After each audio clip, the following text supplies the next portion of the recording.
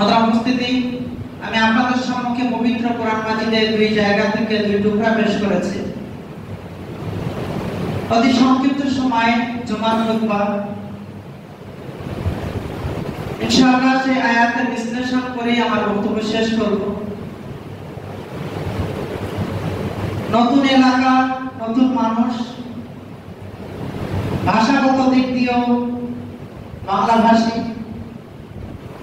সেক্ষেত্রে আমি আপনাদের কাছে অনুরোধ করব যে বিষয়বস্তু খুব মনোযোগ সহকারে শোনার চেষ্টা করবেন, বোঝার চেষ্টা করবেন।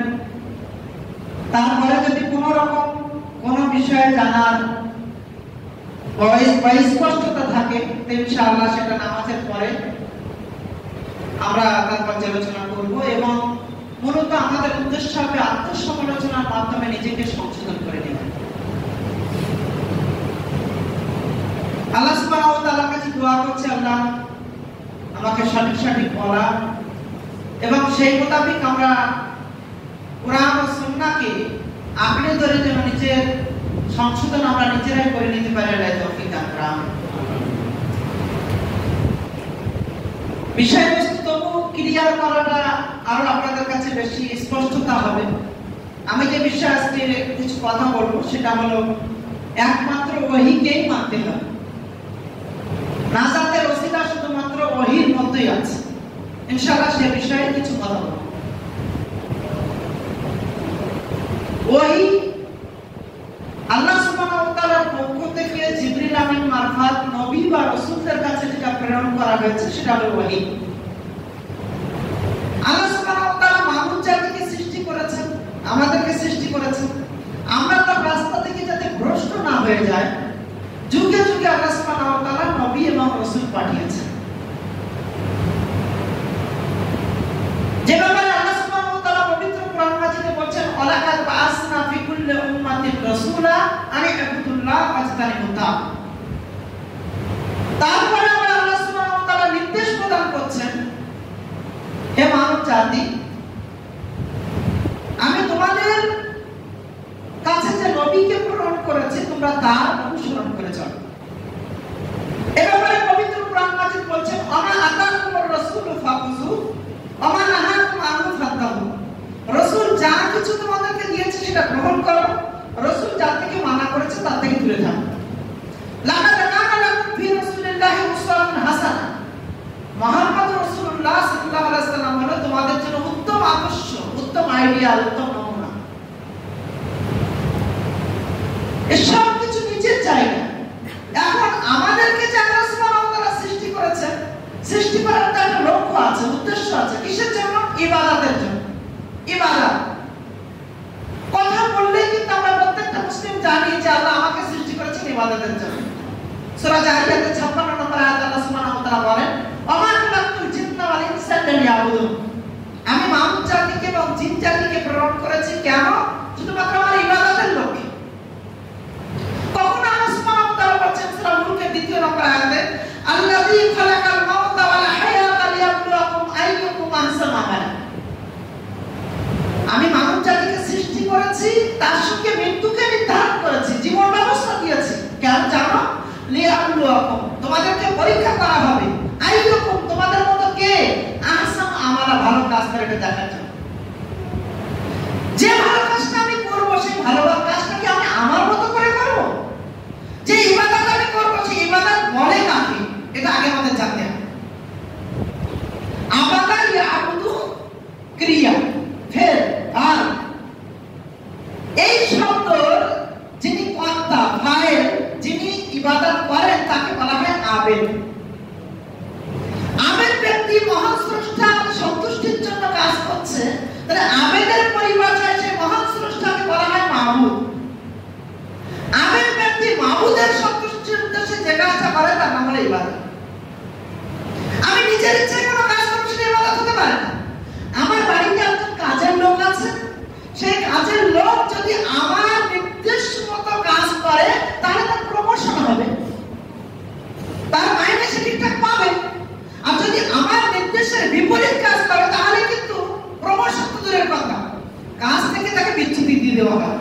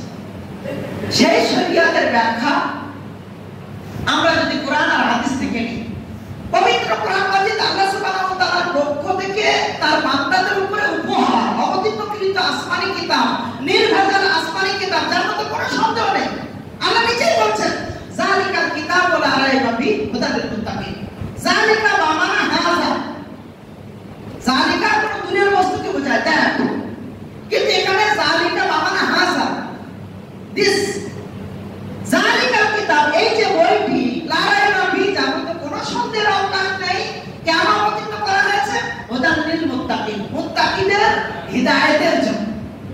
তখন আল্লাহ সুবহানাহু ওয়া তাআলা বলছেন এই যে ওহী অবতীর্ণ করা হয়েছে কেন? মিনাস সুলুমাতি ইলান নূর, মানুষদেরকে অন্ধকার থেকে আলোতে নিয়ে আসার জন্য। আবার এই কিতাবের ব্যাপারে আল্লাহ সুবহানাহু ওয়া তাআলা বলছেন ইন্না নাহনু নাযালনা যিকরা ওয়া ইন্না লাহু লাহাফিজুন। এই কোরআন মাজিদ আমি আল্লাহ অবতীর্ণ করেছি, আর কিয়ামত পর্যন্ত এই কিতাবের হেফাজতের দায়িত্ব আমি আল্লাহ আমার কাছে। তাহলে সন্দেহের কোনো জায়গা নেই। এতগুলো কথা বলার পর আল্লাহ বলছেন প্রথমত যে নবীকে নির্দেশ প্রদান করা হচ্ছে যে তুমি তোমার উম্মতের কাছে পৌঁছাও, সেই নবীকে বলছেন ইত্তাবি মা উহিয়া ইলাইক মির রাব্বিক। হে মুহাম্মদ সাল্লাল্লাহু আলাইহি ওয়াসাল্লাম, আপনি অনুসরণ করুন যা কিছু আপনার প্রভুর পক্ষ থেকে আপনার উপরে অবতীর্ণ করা হয়েছে। প্রথমে আল্লাহর নবীকে নির্দেশ দেওয়া হচ্ছে, তারপরে আবার নবী সাল্লাল্লাহু আলাইহি ওয়াসাল্লামকে আর দ্বিতীয় নির্দেশ বাল্লিগ মা উনজিলা ইলাইক মির রাব্বিক। নবী আপনি পৌঁছে দিন যা কিছু আপনার প্রভুর পক্ষ থেকে আপনার উপরে অবতীর্ণ করা হয়েছে। নবী এবার বলছেন তার বান্দাদেরকে, তার উম্মতিদেরকে, কুল আল্লাহ বলছেন নবী বলো মা কুনতু বিদআআন মিনার রাসূল, আমি কোন নতুন রাসূল নই, আমি কোন নতুন রাসূল নই। পূর্বে যেমন নবী এবং রাসূল এসেছে আমি তাদের মতো একজন রাসূল। আমি জানি না আমার সঙ্গে কি করা হবে, মা আদরি, আমি জানি না যে আমার সঙ্গে কি করা হবে। আমি শুধু তোমাদের কাছে পৌঁছে তোমার জন্য এসেছি। এখানে শেষ হয়নি। আল্লাহ সুবহানাহু ওয়া তাআলা বলছেন যে নবী তোমাদের কাছে পৌঁছেছে সেই নবীর ব্যাপারে নির্দেশনা এটাই বাল্লিগ মা উনজিলা ইলাইক মির রাব্বিক। হে নবী আপনার উপরে যা কিছু অবতীর্ণ করা হয়েছে আপনি পৌঁছে দিন। যদি আপনি না পৌঁছান তাহলে এটাই প্রমাণিত হবে ফামা বাল্লাগতা রিসালাতাহ, যে আপনি আপনার রিসালাতের দায়িত্ব পূর্ণ করেন। তার উম্মতিদেরকে সাহস জুগিয়ে আল্লাহ সুবহানাহু ওয়া তাআলা আবার বলছেন ওহীর ব্যাপারে, উম্মতি ওহীর কাছে মাথা নত করতে হবে, কোন রকম সন্দেহ পোষণ করা যাবে না। শুনো নবী পৌঁছানোর ব্যাপারে কতটা সতর্ক ছিল তার ব্যাপারে আমি কি নির্দেশনা দিয়েছি শোনো। আল্লাহ সুবহানাহু ওয়া তাআলা বলছেন তানজিলুম মির রাব্বিল আলামিন। এই কোরআন কোথা থেকে এসেছে? নবমণ্ডল ভূমণ্ডলের প্রভুর পক্ষ থেকে এসেছে। ওয়ালাউ তাকাব্বালা আলাইনা বা'দাল আকাবির, নবী যদি নিজের থেকে বানিয়ে কোনো কথা বলতেন লা আখাযনা মিনহু বিল ইয়ামিন, আমি নবীর ডান হাতটাকে ধরে নিতাম। কে বলছেন? আল্লাহ বলছেন। কার ব্যাপারে বলছেন? নবীর ব্যাপারে বলছেন। সুম্মা লা কাতা'না মিনহুল ওয়াতিন, তারপরে তার শাহের হাত থেকে কেটে দিতাম। ফামা মিনকুম মিন আহাদিন আনহু হাজিজিন, মুহাম্মাদের সমস্ত ভক্তরা এসে যদি সেটা বাস্তবায়ন করতে চাইতো তাও পারত। সম্ভব ছিল? এতগুলো কথা বলার পর আল্লাহ সুবহানাহু ওয়া তাআলা আবার বলছেন হে আমার বান্দারা ইত্তাবিউ, তোমরা অনুসরণ করো মা উহিয়া ইলাইকুম মির রাব্বিকুম, যা কিছু তোমাদের প্রভুর পক্ষ থেকে তোমাদের উপরে অবতীর্ণ করা হয়েছে। অবতীর্ণ কার মাধ্যমে হয়েছে? মুহাম্মদ রাসূলুল্লাহ সাল্লাল্লাহু আলাইহি ওয়াসাল্লামের মাধ্যমে হয়েছে। কথার উপস্থিতি বুঝলাম ওহীকে মানতে হবে, ওহীর অনুসরণ করতে হবে, কিন্তু যে নবীর আদর্শ মেনে আমি চলবো সেই নবীর আদর্শের বাইরে কি কোনো নাজাতের রাস্তা আছে? এ ব্যাপারে যদি প্রথমে জিজ্ঞাসা হয় তাহলে সবার পক্ষ থেকে এই উত্তরটা আসবে যে না, কোনো নাজাতের রাস্তা নেই। একমাত্র মুহাম্মদ রাসূলুল্লাহ সাল্লাল্লাহু আলাইহি ওয়াসাল্লামের রেখে যাওয়া রাস্তাটাই নাজাতের রাস্তা। কিন্তু এ ব্যাপারে আমি আপনাদেরকে সতর্কতামূলক কথা বলছি। আল্লাহর নবী নিজস্ব মতামত যদি কোনোদিন ব্যক্ত করেছেন সেই মতামতটাকে ওই হিসাবে ধরা হয়নি। প্রথমত শরীয়তের ব্যাপারে নবী ততক্ষণ কোনো কথা বলেননি যতক্ষণ আল্লাহ নির্দেশ না দিয়েছেন। আল্লাহ সুবহানাহু ওয়া তাআলা এই ব্যাপারে বলছেন আমা ইয়ানতিকু আনিল হাওয়া ইন হুয়া ইল্লা ওয়াহয়ুন ইউহা। নবী সাল্লাল্লাহু আলাইহি ওয়াসাল্লাম ততক্ষণ পর্যন্ত কোনো কথা বলেননি যতক্ষণ না আল্লাহ সুবহানাহু ওয়া তাআলা তার উপরে ওহী করেছেন। একজন ইহুদি বিদ্বান আল্লাহ নবী সাল্লাল্লাহু আলাইহি ওয়াসাল্লামের কাছে এসে বলছেন হে মুহাম্মদ সাল্লাল্লাহু আলাইহি ওয়াসাল্লাম, সবচেয়ে উত্তম জায়গা কোনটি? আল্লাহ নবী চুপ আছেন, বলছেন আমি ততক্ষণ কথা বলবো না যতক্ষণ আল্লাহ সুবহানাহু ওয়া তাআলা আমাকে এই নির্দেশ দিয়ে না পাঠাবেন। জিবরিল আমিন এসেছেন, আল্লাহ নবী জিজ্ঞাসা করছেন, জিবরিল প্রশ্নকারীর প্রশ্ন সবচেয়ে উত্তম জায়গা কোনটি? জিবরিল বলছেন সায়েল মানে প্রশ্নকারী, যার কাছে উত্তর জিজ্ঞাসা করছেন তার তুলনায় প্রশ্নকারী উত্তর বেশি ভালো জানে। তারপর আল্লাহ নবী সাল্লাল্লাহু আলাইহি ওয়াসাল্লাম বললেন না, আল্লাহ নবী সাল্লাল্লাহু আলাইহি ওয়াসাল্লাম চুপ থাকলেন যে আল্লাহ সুবহানাহু ওয়া তাআলার পক্ষ থেকে নির্দেশনা না আসলে আমি বলতে পারবো না। সেই নবী যদি কোনোদিন নিজস্ব মতামত ব্যক্ত করেছেন সেটাকেও শরিয়াত হিসেবে গণ্য করা হয়নি। প্রমাণ সহিহ মুসলিমের হাদিসটা, আল্লাহ নবী একদিন মদিনার রাস্তা দিয়ে যাচ্ছিলেন। মদিনার রাস্তা দিয়ে যেতে যেতে দেখলেন সাহাবা کرامদের একটি দল, তারা খেজুর গাছে পুরুষ এবং মাদা এই ফুলের মতো পরাগ লাগিয়ে দিচ্ছে। আপনাদের এলাকায় শহর এলাকা জানবেন না, কিন্তু চাষি এলাকাতে এখনো যদি পটল চাষ, কুমড়ো চাষ, লাউ চাষ, কাঁকড়ো চাষ এগুলো যখন হয় তো পরাগ লাগিয়ে দিলে ফলনটা বেশি ভালো হয়, এটা মানুষের ধারণা, এটা করাও হয়। তো খেজুর গাছে পুরুষ ফুলের পরাগ এই মাদা ফুলে লাগিয়ে দিচ্ছে, এটা সাহাবা کرامদেরকে করতে দেখলেন কে? আল্লাহ নবী সাল্লাল্লাহু আলাইহি ওয়াসাল্লাম। তাদের এই কর্ম দেখে আল্লাহ নবী একটু ইতস্তত বোধ করলেন, এগো তোমরা কি করছো? সাহাবা کرامরা উত্তর দিলেন, আল্লাহ নবী এটা আমরা এই জন্য করছি যাতে করে আমাদের ফলন বেশি ভালো হয়। তা আল্লাহ নবী বললেন আমার তো মনে হয় এটা করে কোনো লাভ হবে না। আল্লাহ নবীর ইতস্তত বোধের পরে সাহাবা کرامরা কোনো কাজ করবেন এটা কি ভাবা যায় না? সাহাবা کرامরা বলছেন নবী যে ব্যাপারে ইতস্তত বোধ করেছেন সে ব্যাপারে আমরা কিভাবে এগিয়ে যেতে পারি না? এই কাজ করে কোনো উপকার নেই। নবীর এই ইতস্তত বোধের কারণে তারা তাদের কর্মটাকে ছেড়ে দিল। সিজন শেষ হয়ে গেল, ফলন কম হলো। সাহাবীদের মধ্যে কেউ কেউ আল্লাহ নবীর কাছে গিয়ে বলছেন, আল্লাহ নবী আপনার যে ইতস্তত বোধের কারণে আমরা ওই পরাগ লাগানোর কাজটাকে ছেড়ে দিয়েছিলাম, এবার আমাদের ফলন হয়নি বললে চলে। সহিহ মুসলিমের হাদিস। আল্লাহ নবী সাল্লাল্লাহু আলাইহি ওয়াসাল্লাম বলছেন চাষাবাদের ব্যাপারে তোমরা আমার চেয়ে অনেক বেশি অভিজ্ঞ। চাষাবাদের ব্যাপারে তোমরা আমার চেয়ে অনেক বেশি অভিজ্ঞ, কিন্তু শরীয়তের ব্যাপারে যতক্ষণ পর্যন্ত কোনো কাজ করা যাবে না ততক্ষণ আমি মুহাম্মদ সাল্লাল্লাহু আলাইহি ওয়াসাল্লাম না বলবো, কিন্তু চাষের ব্যাপারে তোমরা অভিজ্ঞ, তোমরা যেটা ভালো হয় সেটা তোমরা করতে পারো। তাহলে আল্লাহ নবী একটা মতামত পেশ করেছিলেন। আল্লাহ নবীর দুনিয়াবি কোনো মতামত যদি শরীয়ত হতো তাহলে এই ব্যাপারে আল্লাহ নবী আবার তাদেরকে এখতিয়ার দিতেন। আরেকটা প্রমাণ হতে পারে, ইতিপূর্বে আমি অনেক জায়গায় বক্তব্যে বলেছি একটা বাস্তবতা আছে, যদি এখান থেকে আমরা শিক্ষা নিই যথেষ্ট হবে। কৃতদাস বা দাসী তাদের মধ্যে যদি বিবাহ হয় তাহলে শরীয়তের নিয়ম হলো তাদের মধ্যে কেউ যখন স্বাধীন হয়ে যাবে তখন তাদের এখতিয়ার থাকবে যে তারা তাদের বিবাহের সম্পর্ক রাখবে কি রাখবে না। একজন কৃতদাস যার নাম মুকিস আর একজন কৃতদাসী যার নাম বারিরা। মুকিসের সঙ্গে বারিরার বিবাহ হয়েছিল। আয়েশা রাদিয়াল্লাহু আনহা যখন বারিরাকে স্বাধীন করে দিলেন তখন মুকিস মদিনার অলিতে গলিতে রাস্তায় রাস্তায় ঘুরে বেড়ায় আর চোখের পানি ঝরাতে থাকে। একবার ওমর রাদিয়াল্লাহু তাআলা আনহুর কাছে, একবার আল্লাহর নবীর কাছে বারবার এসে বলতে থাকে যে আপনি একটু বলুন যাতে করে বারিরা আমার ঘর করে আমাকে ছেড়ে পালিয়ে না যায়। এটা ছিল স্ত্রীর প্রতি ভালোবাসা। মুকিসের বারবার কান্না করার ফল কি হলো?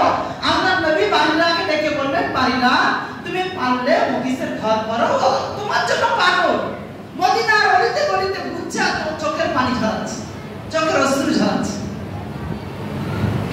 বারিরা আল্লাহ নবী সাল্লাল্লাহু আলাইহি ওয়াসাল্লামের এই পরামর্শ শুনে দাঁড়িয়ে দায়িত্বহীন ভাষায় বললেন, আল্লাহ নবী যে কথাটা আপনি বললেন মুকিসের কাছে ফিরে যাওয়ার কথা, এটা কি আপনার নিজস্ব মতামত না আল্লাহ সুবহানাহু ওয়া তাআলার নির্দেশ? আল্লাহ নবী বললেন এটা আমার নিজস্ব মতামত। বারিরা বললেন আমি আপনার মতামত দিতে পারি। একজন সাহাবিয়া দুনিয়াতে নবীর কথার বিরুদ্ধাচরণ করবে, সে সাকসেস হবে না আপনি বলতে পারেন? আল্লাহ নবী সাল্লাল্লাহু আলাইহি ওয়াসাল্লাম উহুদের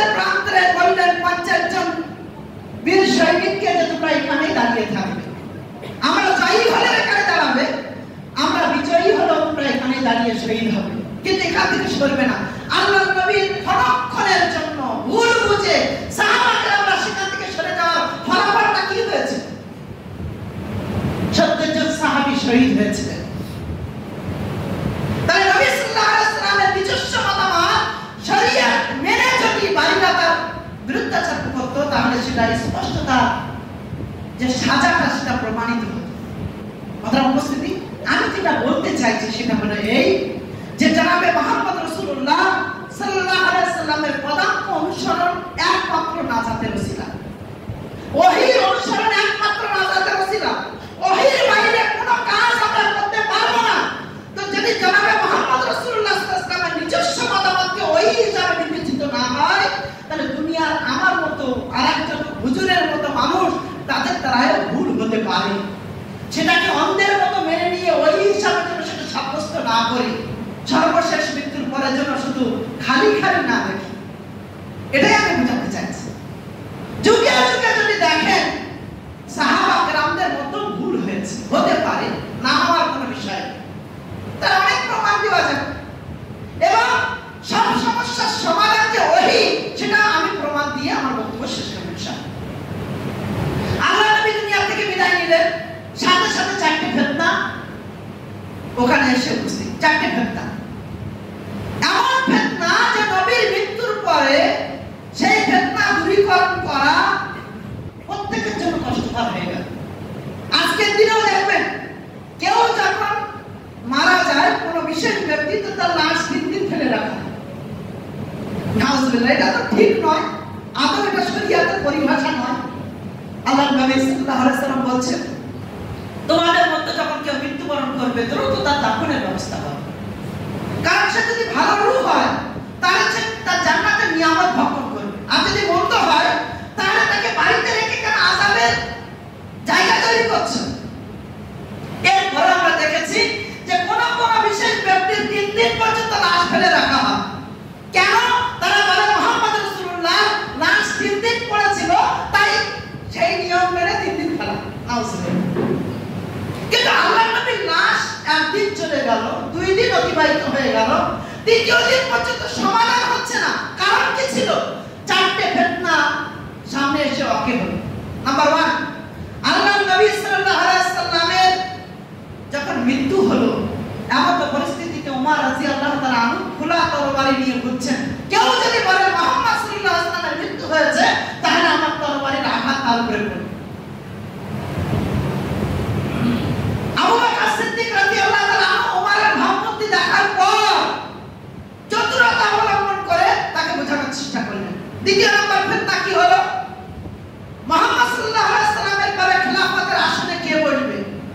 মুহাজিররা বলছে আমরা বেশি হকদার, আনসাররা বলছে আমরা বেশি হকদার, আওস বংশ বলছে আমরা বেশি হকদার, খাজরাজরা বলছে আমরা বেশি হকদার, কুরাইশরা বলছে আমরা বেশি হকদার, সবাই দাবি করছে যে আমরা বেশি হকদার, আমরা খলিফার আসনে বসব।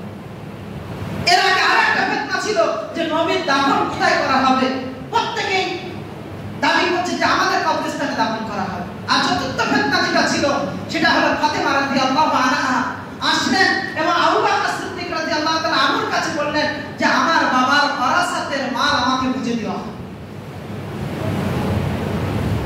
মাত্র উপস্থিতি, সেদিনের 4টে ফিতনা যদি কোরআন আর হাদিস থেকে তার সমাধান হয়ে থাকে, আজকের দিনে পৃথিবীতে কোনো এমন ফিতনা বিদ্যমান নেই যেটা কোরআন আর হাদিস থেকে সমাধান হবে।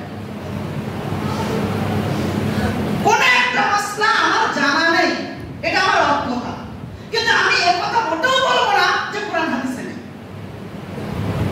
আমরা অনেকেই বলে থাকি যে কোরআন হাদিসে সব মাসলা নেই, ভুল কথা। আল্লাহ সুবহানাহু ওয়া তাআলা সূরা মাইদা 3 নম্বর আয়াতে বলছেন, আল-ইয়াওমা আকমালতু লাকুম দীনাকুম ওয়া আতমামতু আলাইকুম নি'মাতি ওয়া রাদিতু লাকুম ইসলাম দীনান। আজকের দিনে আমি আল্লাহ দিন ইসলামকে কমপ্লিট করে দিয়েছি। শুধু কমপ্লিটই নয়, আমার নিয়ামত দিয়ে পরিপূর্ণতা দান করেছি এবং আমি আল্লাহ দিনের প্রতি সন্তুষ্ট। যদি মুহাম্মদ রাসূলুল্লাহ সাল্লাল্লাহু আলাইহি ওয়াসাল্লামকে ব্যাপারে জিজ্ঞাসা করা হয়, আল্লাহ নবী নিজেই বলছেন, লাইসা শাইউন মুকাররাবুন মিনাল জান্নাহ ওয়া ইবাইদুকুম আলান নার ইল্লা আমারতুকুম বিহি। যারা আরবি গ্রামার সম্পর্কে অবগত জানেন, নাভির পর যখন নাকেরা হয় তখন তার অর্থ বোঝানো হয় ছোট থেকে ছোট বিষয়। আল্লাহ নবী বলছেন ছোট থেকে ছোট এমন কোন বিষয় যা তোমাদের জান্নাতের নিকটবর্তী নিয়ে যাবে, জাহান্নাম থেকে দূরে রাখবে, আমি মুহাম্মদ সাল্লাল্লাহু আলাইহি ওয়াসাল্লাম সব বলে দিয়েছি। আল্লাহ নবী বলছেন সব বলে দিয়েছি, তারপরও কি কিছু বাকি থাকে? তারপরে কিছু বাকি আছে বলে আপনি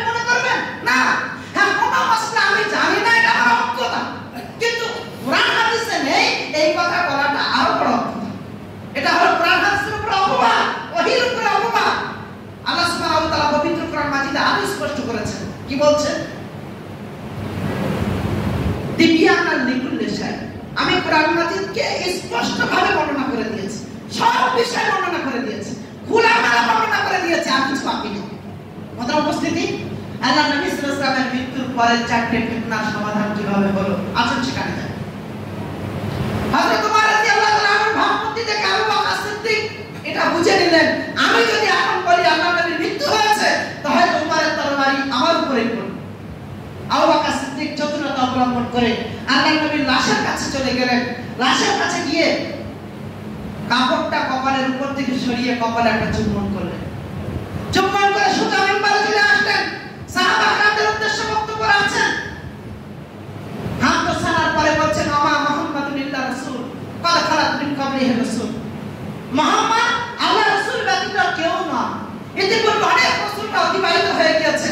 তিনি যদি মারা যান বা পূর্বের রাসূলদের মতো তাকে যদি হত্যা করে দেওয়া হয় তাহলে কি তোমরা তোমাদের দিন থেকে ফিরে যাবে? শোনো, যারা আল্লাহ সুবহানাহু ওয়া তাআলার ইবাদত করতে তারা শোনো যে আল্লাহ সুবহানাহু ওয়া তাআলা হাইয়ুন, তিনি জীবিত। কুল্লু মান আলাইহা ফান ওয়া ইয়াবকা ওয়াজহু রাব্বিকা যুল জালালি ওয়াল ইকরাম।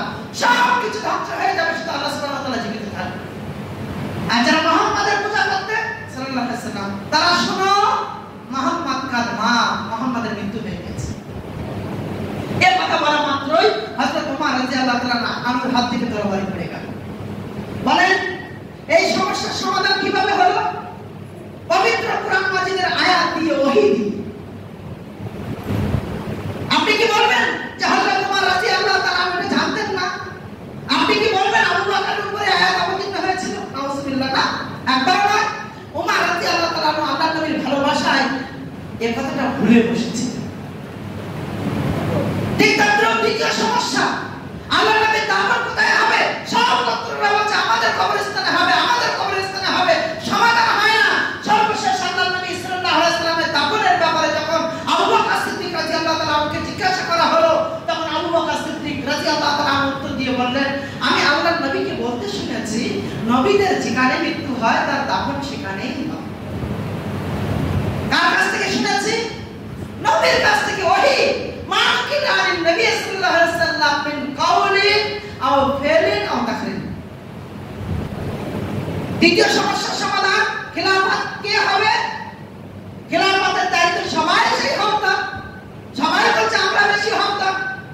যখন আবু বকর সিদ্দিক রাদিয়াল্লাহু তাআলা আনহুকে জিজ্ঞাসা করা হলো, আবু বকর বললেন নবী বলেছেন আইম্মাতু মিন কুরাইশ। খলিফা কোন গোত্র থেকে হবে? কুরাইশ থেকে হবে। এ কথা বলা মাত্রই কারণ বুঝার অবকাশ থাকলো না যে সবচেয়ে বেশি এ ব্যাপারে যোগ্য আবু বকর সিদ্দিক, যে দুনিয়াতে বেঁচে থাকতে যাকে ইমামতির দায়িত্বে পাঠানো হয়েছে, যে সর্বদা নবীর সাথী হিসাবে ছিল, যাকে হিজরতে নবী সাল্লাল্লাহু আলাইহি ওয়াসাল্লামের সঙ্গী হিসেবে দেখা গিয়েছিল, তার চেয়ে বেশি হকদার কুরাইশ বংশের কেউ হতে পারে না। যখন নবীর ভাষা অনুযায়ী ওহীর মাধ্যমে, ওহী গায়ের মাধ্যমে জেনে গেলাম যে কুরাইশ থেকে খলিফা হবে, তখন স্পষ্ট হয়ে গেল ঝগড়ার মীমাংসা হয়ে গেল। কিভাবে মীমাংসা হলো?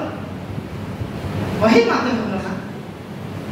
চতুর্থ নম্বর ফিতনা, ফাতেমা রাদিয়াল্লাহু আনহা এসেছেন ওয়ারাসাতের মাল নিতে। আবু বকর সিদ্দিক রাদিয়াল্লাহু তাআলা আনহু বলছেন, ফাতেমা আমি তো ওয়ারাসাত তোমাকে দিতে পারবো না। লা ইয়ারাসু দিরহামান ওয়ালা দিনারা। আল্লাহ রাসূল ওয়ারিস হিসাবে দিরহাম বা দিনার কিছু রেখে যাননি, কারোর জন্য রেখে যাননি, এমনকি তার পরিবারের জন্য রেখে যাননি। একমাত্র ইলমকে তিনি ওয়ারাসাত হিসাবে রেখে গিয়েছেন। আর উলামা ওয়ারাসাতুল আম্বিয়া, যে ইলমের উত্তরাধিকার হলো উলামা کرام, আর আমি তা দিতে পারবো না। ফাতেমা রাদিয়াল্লাহু আনহা কিছুদিনের জন্য রাগ করে চলে গেল। পরবর্তীতে তার ভুল বুঝতে পেরে আবু বকর সিদ্দিক রাদিয়াল্লাহু তাআলা আমার কাছে ক্ষমা চেয়েছেন। আমার এটাই বলা যে কিভাবে সমাধানটা হয়েছে। আজকের দিনে যত ফিতনা বিদ্যমান, প্রতিটা ফিতনার জন্য পবিত্র কোরআন এবং হাদিস যথেষ্ট। আল্লাহ নবী সাল্লাল্লাহু আলাইহি ওয়াসাল্লাম বিদায় হজ্জে বলেছিলেন, তারাকতু ফীকুম আমরাইন, আমি তোমাদের কাছে ছেড়ে গেলাম দুটো জিনিস, লান তাজিল্লু, কোনদিন ভ্রষ্ট হবে না, মা তামাসসাকুম, যতদিন ধরে রাখবে বিহিমা। কোন জিনিসকে? দুটো জিনিসকে, একটা পবিত্র কোরআন আর একটা হাদিস। সর্বশেষ জেহেরি নামাজ। জেহেরি নামাজ বলতে উচ্চস্বরে কেরাত সম্পূর্ণ নামাজ। আল্লাহর নবীর জীবনের সর্বশেষ জেহেরি নামাজ যেটা পড়েছিলেন সেটা হলো বৃহস্পতিবারের দিন মাগরিবের নামাজ। তারপরে নবী আর জেহেরি নামাজ পড়তে পারেননি, সিররি নামাজ পড়িয়েছেন বা পড়েছেন। কিন্তু উচ্চস্বরের শেষ নামাজ ছিল বৃহস্পতিবারের দিন মাগরিবের নামাজ। সেই মাগরিবের নামাজের দ্বিতীয় রাকাতের শেষ কিরাত এটাই ছিল, হবে আইয়া হাদিসিন বাদাহু ইউমিনুন। এই কোরআনের পরে, এই হাদিসের পরে তোমরা কিসের অপেক্ষা করছো? যার উপরে ঈমান আনবে। কিসের অপেক্ষা করছো?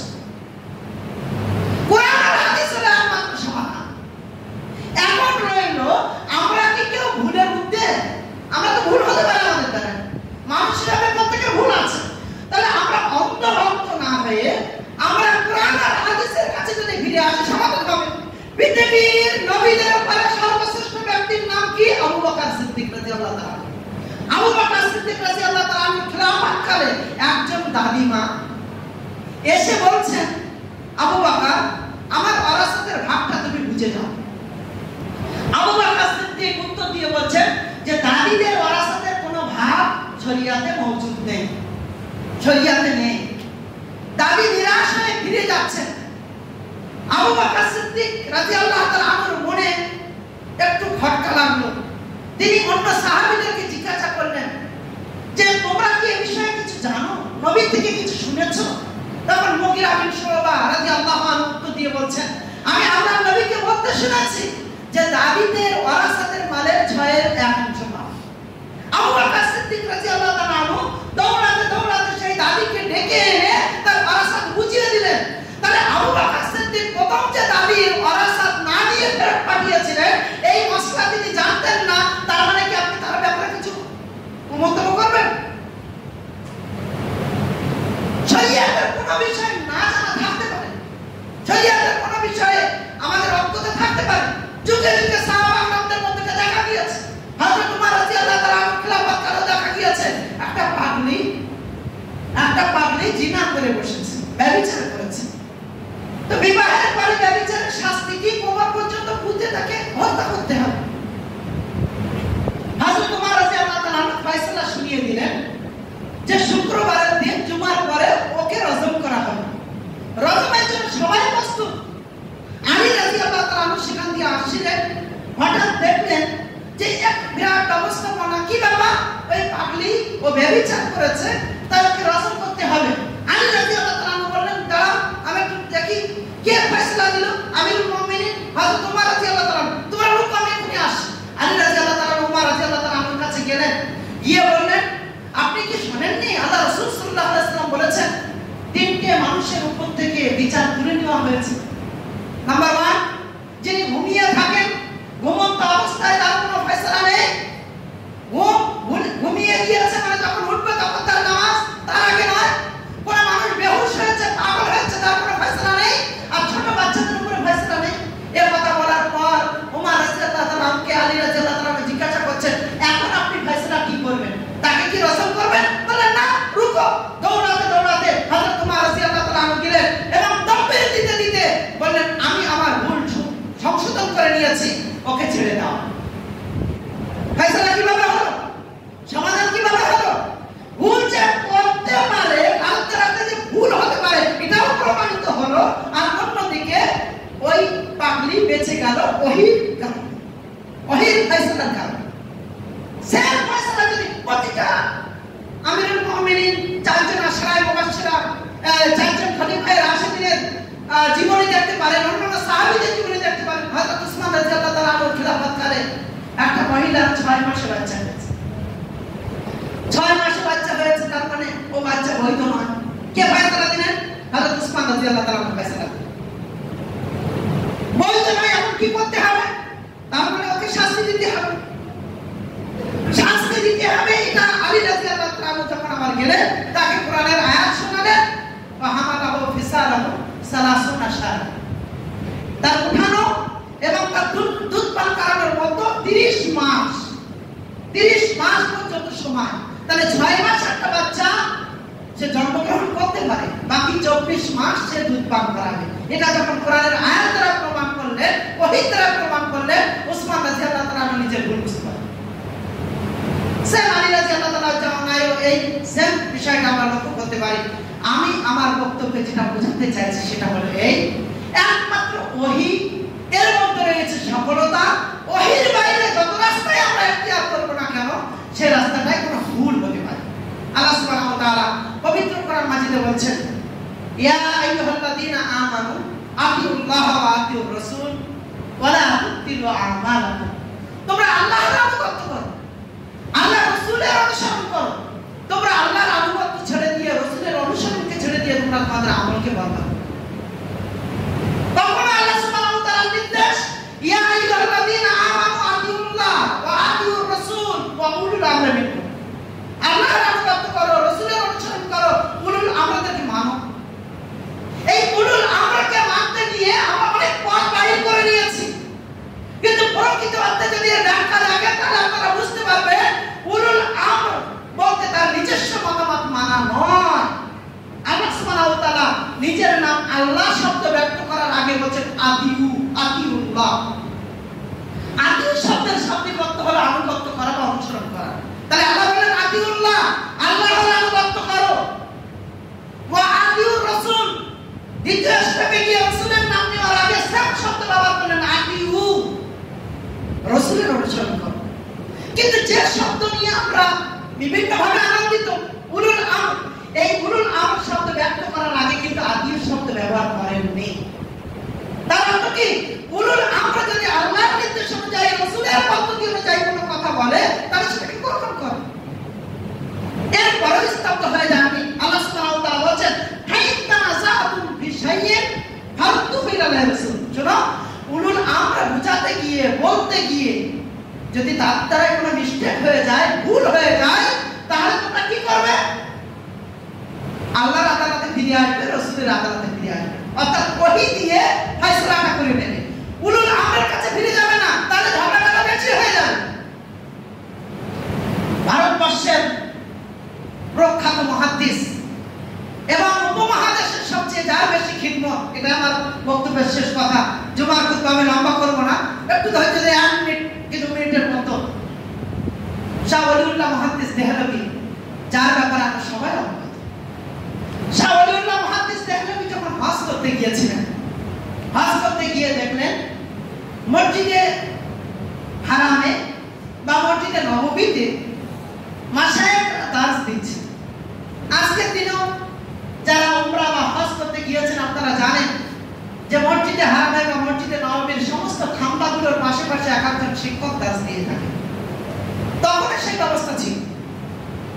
আবু তাহের মুহাম্মদ আল-কুরদি রাহিমাহুল্লাহ, তিনি ক্বালা রাসূলুল্লাহ সাল্লাল্লাহু আলাইহি ওয়াসাল্লামের কথা বারবার বলছেন, বারবার প্রতিটা শব্দ বলছেন আর বলছেন ক্বালা রাসূলুল্লাহ। শাহওয়ালিউল্লাহ মুহাদ্দিস দেহলভী উপমহাদেশে ক্বালা রাসূলুল্লাহ শব্দ খুব কম শুনেছেন। আজকে তারই লিখিত বই আপনি উঠান, তিনি শুনেছিলেন বিভিন্ন মানুষের উদ্ধৃতি, বিভিন্ন বড় বড় আইম্মাদের উদ্ধৃতি। কখনো শুনেছেন ক্বালা আবু হানিফা, কখনো শুনেছেন ক্বালা মালিক, কখনো শুনেছেন ক্বালা শাফি, কখনো শুনেছেন ক্বালা আহমদ ইবনে হাম্বল, কখনো শুনেছেন ক্বালা জুফার, কখনো শুনেছেন ক্বালা ইয়াকুব, কখনো শুনেছেন ক্বালা ইউসুফ, এমন অনেক কথা শুনেছেন। কিন্তু ক্বালা রাসূলুল্লাহ এজন্য বারবার টাকরানো একটা শব্দ বারবার তার কানে আসছে। তিনি আস্তে আস্তে ওই মজলিসের দিকে এগিয়ে গেলেন। 14 মাস ধরে সেই মজলিসে বসলেন। 14 মাস সেই মজলিসে বসে হাদিসের পাঠ গ্রহণ করলেন, ওহীর নির্দেশনাকে গ্রহণ করলেন। তিনি যখন 14 মাস পরে দেশে ফিরছেন, তখন তার শায়েখকে বলছেন, শায়েখ আমি এগুলো নিয়ে এসেছিলাম, এগুলো ফেলে রেখে আমি ক্বালা রাসূলুল্লাহ নিয়ে উপমহাদেশে ফিরে যাচ্ছি। আর সেই ক্বালা রাসূলুল্লাহ এটা মানুষের মধ্যে এমন আকার ধারণ করলো যে হাদিসের খিদমতে আজকের দিনেও, আজকে উপমহাদেশের খিদমতকে অস্বীকার করা যাবে না। সহিহ বুখারীর ভাষ্য আল্লামা ইবনে হাজার আসকালানির ফাতুল বারী দিয়ে যেমন আমি উপকৃত হচ্ছি, অন্যান্য হাদিস গ্রন্থের খিদমত কিন্তু উপমহাদেশের। যদি আবু দাউদের ভাষ্য দেখেন আউনুল মাবুদ, উপমহাদেশের ব্যক্তি শামসুল কাযিম আবাদী। যদি তিরমিজির ভাষ্য দেখেন তাহফাতুল আওয়াজি, উপমহাদেশের ব্যক্তি আব্দুর রহমান মুবারাকপুরী। যদি যদি মিশকাতের ভাষ্য দেখেন মিরাজুল মাফাদি উপমহাদেশের ব্যক্তিত্ব ওবায়দুল্লাহ রহমান মুবারকপুরি, যদি বুখারীর সিরাত লক্ষ্য করেন তাহলে উপমহাদেশের ব্যক্তিত্ব তার নাম হলো আব্দুস সালাম মুবারকপুরি। আমরা এদের দেখেছি। এক কথায় আমি বলতে চাইছি এটাই যে ওহীর কাছে যখন ফিরে এসেছে সেই ওহীর মাধ্যমে ব্যাপক একটা কাজ হচ্ছে। আর পৃথিবীতে ঐক্য তখনই সম্ভব যখন আপনি ওহীর কাছে ফিরে আসবেন। আপনি আপনার মতামত ব্যক্ত করার অধিকার রাখতে পারেন, কিন্তু আপনার মতামতকে বাস্তবায়ন করার প্রচেষ্টা করলে কোনোদিন সমাজে ঐক্য হবে না, বরং সমাজে ফাটল হবে। তাহলে দুনিয়াতে ঐক্য যদি করতে হয় তাহলে আমাকে ওহীর মাধ্যমে করতে হবে, কোরআন আর সুন্নাহকে বাস্তবায়নের মাধ্যমে করতে হবে। আর আখিরাতের সফলতা পেতে গেলে আমাকে ওহীর কাছে ফিরে যেতে হবে। কারণ আল্লাহ রাসূল সাল্লাল্লাহু আলাইহি ওয়াসাল্লাম বলেন, মান আমিলা আমালান লাইসা আলাইহি আমরুনা ফাওয়ারাদুন। এমন কোন আমল যেটা তোমরা করো সেই আমলের কথা আমি মুহাম্মদ সাল্লাল্লাহু আলাইহি ওয়াসাল্লাম আমার নির্দেশনা যদি না থাকে তাহলে সেটা বাতিল। আয়েশা রাদিয়াল্লাহু আনহা বলেন, মান আহাদাসা ফি আমরিনা হাযা মা লাইসা মিনহু ফাওয়ারাদুন। এমন কোন নতুন কাজ যেটা তোমরা করছো আমল হিসাবে, সেখানে যদি মুহাম্মদ সাল্লাল্লাহু আলাইহি ওয়াসাল্লামের নির্দেশনা না থাকে সেটা বাতিল। এখানে শেষ নয়, আজকে বিভিন্ন ভাবে যে বলছি যে আমি শুনেছি এটা হাদিস, শোনার কথাও যে হাদিস নয় সেটাকে আপনাকে বাস্তবায়ন করতে হবে এবং নিজের জীবনে সেটা প্রতিষ্ঠা করতে হবে। আল্লাহ রাসূল বলেন, কাফা বিল মারে কাযিবা মিন হাদিসা বিকুল্লি মাসামিয়া। প্রত্যেকটা শোনা কথা যাচাই বাছাই না করে সেটা বর্ণনা করা বা সেটার প্রতি আমল করা বিদ্যবাদী হওয়ার জন্য যথেষ্ট। অন্যত্র আল্লাহ রাসূল বলেন, মান কাযিবা আলাইয়া মুতাআম্মিদান ফালিয়াতাবাউ মাকাদা মিনান নার।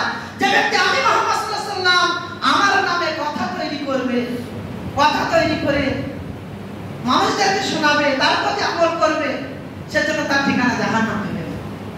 আল্লাহর নবীর নামে আপনি হাদিস তৈরি করবেন, আপনি তো মনে করছেন আপনি নেকি করছেন, কিন্তু ওহীর বিপরীত ভালো মনে করে নেকি মনে করাটা এটা কল্যাণ নয়, এটা অকল্যাণ। তাই আল্লাহ সুবহানাহু ওয়া তাআলা সূরা কাহফের 103 এবং 4 নম্বর আয়াতে বলেন যে আমি আল্লাহ কিয়ামতের দিন এমন কিছু আমলকারী যারা দুনিয়াতে মনে করেছে যে আমি অনেক নেকি করেছি, কিন্তু কিয়ামতের দিন তারা একটা নেকিও চোখে দেখতে পাবে না, আমি তাদের আমলকে বর্ণনা করি। সূরা ফুরকানের 23 নম্বর আয়াতে আল্লাহ সুবহানাহু ওয়া তাআলা সেম কথা বলেছেন, আমি আল্লাহ আমার বান্দাদের মধ্যে কিছু বান্দার আমলকে বর্ণনা করে দেব, তারপর তারা খুঁজলেও একটা নেকি চোখে দেখতে পাবে। সূরা গাশিয়ার আয়াত ইমাম সাহেব পড়ে থাকেন, আমালাতুন নাসিবা তাসলা নারান হামিয়া। অনেক আমলকারী ভীত সন্ত্রস্ত হবে, তাদের স্থান হবে জাহান্নাম। তারা তো আমলকারী, তারা তো বেআমল ছিল না, তারা তো বাআমল ছিল, তারা তো টিকিট কাটা মুসলমান ছিল না, তারা তো আমলকারী ছিল, তারপর তাদের স্থান জাহান্নামটা হবে কেন? কেন? সে নিজে ভালো মনে করেছে, ওই নিজে ভালো মনে করে কাজটা করেছে, কিন্তু আল্লাহ রাসূলের ভালো মনে করাকে সে ভালোভাবে মনে করেনি, সেটাকে গ্রহণ করে। তাই যে ইমাম বুখারী সহিহ বুখারীর একটা অধ্যায় রচনা করেছেন, আল ইলমু ক্বাবলা আল কওলি ওয়াল আমাল।